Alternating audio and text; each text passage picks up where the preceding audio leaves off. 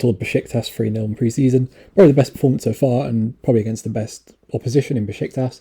Look, Besiktas weren't great, and a lot of people pointed that out, but I don't really think that's an issue. I think if Besiktas were in the Premier League / Championship, I think they'd be upper Championship, lower Premier League. I think that's fair to say.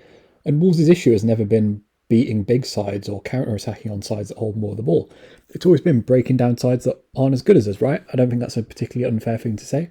So us putting teams to the sword, and not just putting teams to the sword, but also taking chances and moving in good areas, I don't think you can really use that as a stick to beat the side with. We'll see how we do against a so-called better side next week against Sporting, but Wolves breaking down sides that play a lower block or don't look as particularly potent as us, I don't think it's a bad thing. There was a lot of standout performances today.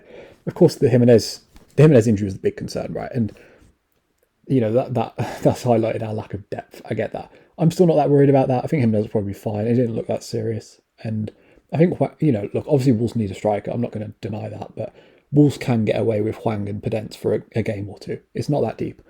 Especially when we're playing Leeds and Fulham in those opening 2 games. Of course, you don't want...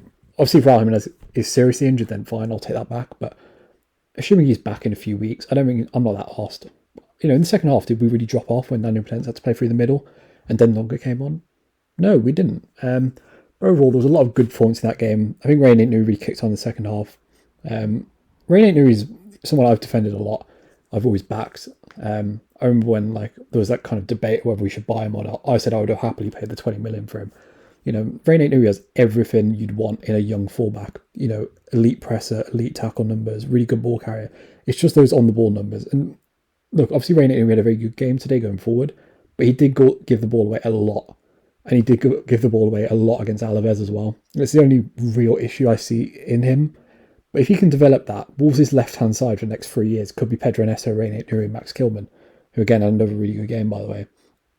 And that's the left side that in 3 years' time, if Ain't New, Kilman and Neto develop, Wolves could get 150 to 175 million pounds for those three. I don't think that's a particularly unfair thing to say.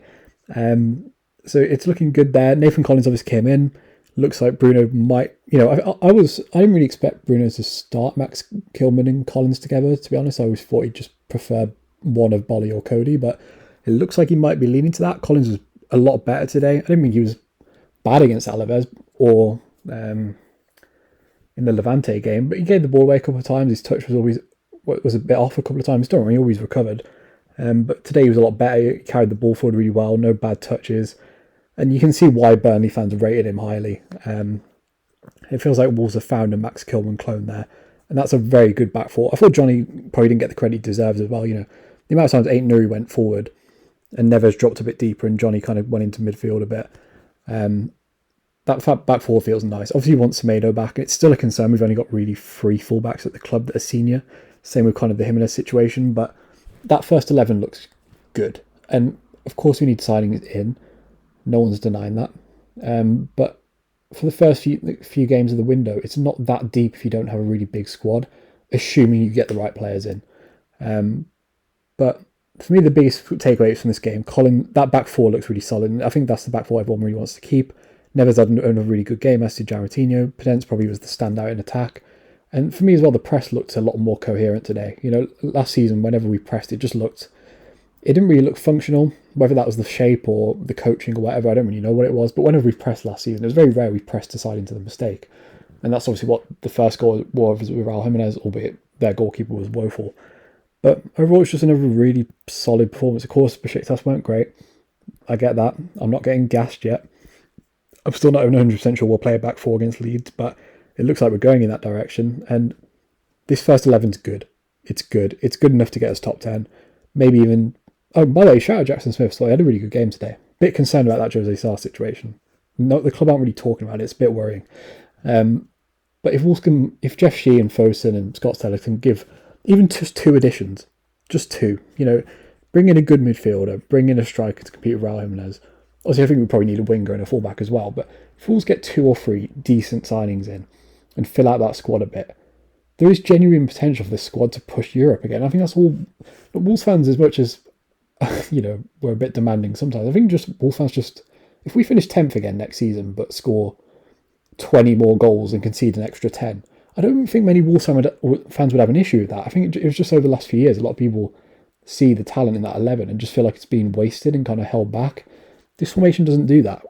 Obviously, it's not perfect. I'm sure we'll get ripped apart a few times next season, but I think everyone will kind of tolerate that if we see progression. And it feels like we're going in that right direction.